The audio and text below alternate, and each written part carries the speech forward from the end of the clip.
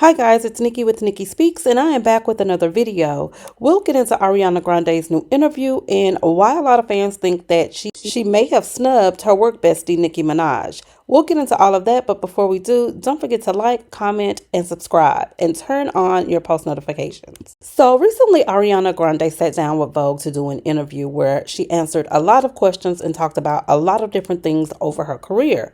Well, as we all know, her and Nicki Minaj have had a really great working relationship that has really spanned over more than a decade. And both ladies have huge fan bases that also like to come together whenever they collab and whenever they drop something to make sure that they're supporting one another.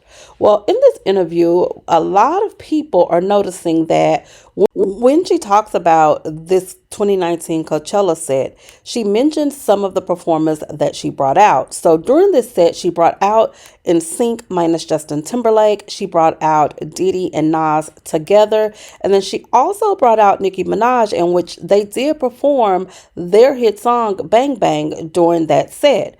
Well, as she's talking about the performers that she brought out, she did neglect to include Nicki Minaj as one of those performers.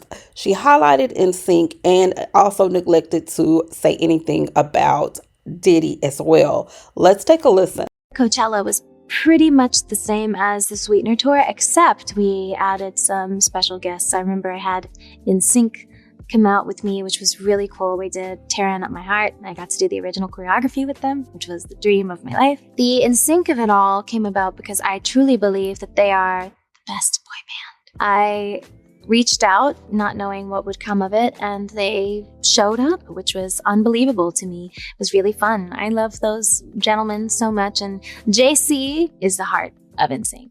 I mean, I love them all. Of course, I love them all. But to me, like, the sound of his voice is, oh my God, it's just so special. Coachella was pretty much the same as the Sweetener tour, except we added some special guests. I remember I had NSYNC come out with me, which was really cool. We did Tearing Up My Heart, and I got to do the original choreography with them, which was the dream of my life. The NSYNC of it all came about because I truly believe that they are the best boy band. I reached out not knowing what would come of it, and they showed up, which was unbelievable to me. It was really fun. I love those gentlemen so much, and JC is the heart of NSYNC. I mean, I love them all. Of course, I love them all. But to me, like, the sound of his voice is, oh my God, it's just so special. Coachella was pretty much the same as the Sweetener tour, except we added some special guests. I remember I had NSYNC come out with me, which was really cool. We did Tearing Up My Heart, and I got to do the original choreography with them, which was the dream of my life. So as you can see in the video, she does omit Nicki Minaj. However, I don't think that it was malicious. I do think that it was very intentful in terms of, you know what, the same respect that they had for each other may not be there anymore. Ariana Grande is a known activist. She uses her platform to speak out about different social events. Just her recently with everything that's going on with this administration and the White House, she has been public about speaking out about ICE. And as we know, Nicki Minaj is now MAGA Minaj, okay? She is deeply rooted in the Republican Party, more specifically, the MAGA Party, because I do think MAGA and Republicans are two separate things. And Nicki Minaj has placed herself within the MAGA party. She's pro-Trump. She's pro everything that they stand for. And it's only getting worse and worse as time progresses.